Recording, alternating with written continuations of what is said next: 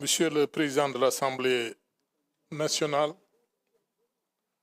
mon ex-ministre,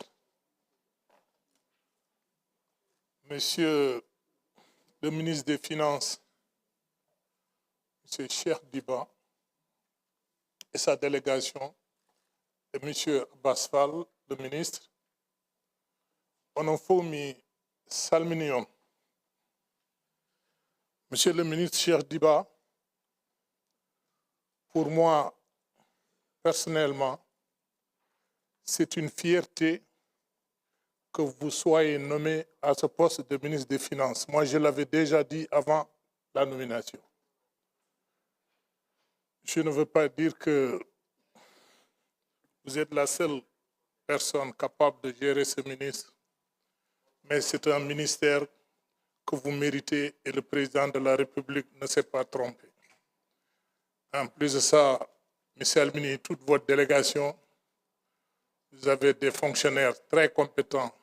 Vous êtes entouré de fonctionnaires très compétents et que Dieu vous accompagne dans votre noble mission, puisque si vous réussissez, c'est le Sénégal qui a réussi.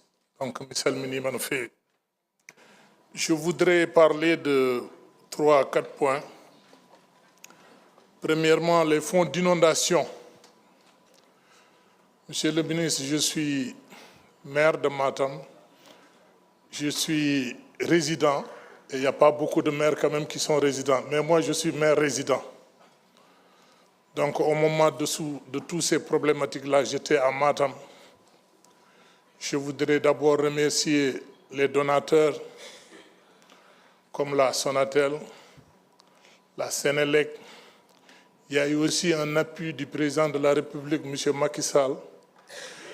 Et il y a eu aussi des appuis de mes enfants que je ne voulais pas dire, qui m'ont envoyé des millions pour donner aux sinistrés. Ça aussi, vraiment, je les remercie et je les félicite, sans compter mon appui personnel.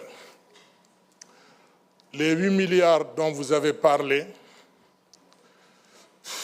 même si sont arrivés, je pense qu'on n'a pas trop vu, ça n'a pas été trop visible. Ça, il faut le reconnaître. Par contre, j'ai eu à voir un défilé de ministres qui sont venus sans rien apporter. Ça aussi, il faut le reconnaître. Monsieur le ministre, je voudrais parler de la Chambre des métiers. Je pense que quand on parle de Chambre de métiers et qu'on parle de parité, vous savez que c'est la seule Chambre de métiers de Matam qui est dirigée par une femme. Ça aussi, vraiment, c'est à applaudir. Et le transfert des finances, les autres chambres ont eu une première et deuxième tranche, alors qu'à Matam, jusqu'à nos jours, elle n'a rien reçu jusqu'à hier. Donc, du moment qu'on va clôturer les budgets, je pense qu'en fin de semaine ou la semaine prochaine, il est important de nous gérer ce dossier, s'il vous plaît. Pour les gros travaux de la région de Matam, Monsieur le ministre, tous les travaux sont à l'arrêt. Pourtant, c'est financé par des bailleurs à l'étranger.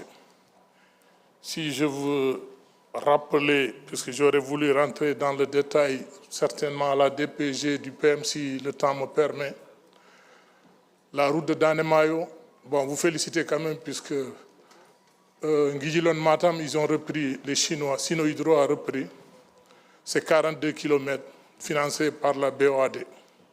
Par contre, tous les autres chantiers sont à l'arrêt. L'hôpital Matam Wourossogui, c'est à l'arrêt. L'ISEP de Matam, c'est à l'arrêt. L'aérodrome de Matam Wourossogui, c'est à l'arrêt. La maison de la jeunesse de Matam, c'est à l'arrêt. Donc on peut dire qu'à Matam, tout est arrêté.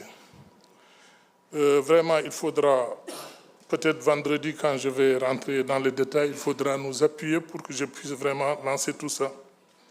Sinon aussi, je voudrais parler des fonds de dotation et la selle. C'est dommage que le temps ne me permet pas. On vient d'apporter les liaisons. Cette année, vous êtes excusable. Mais à partir de la prochaine, il faudra essayer de gérer ça avant le 31 mars, Inch'Allah.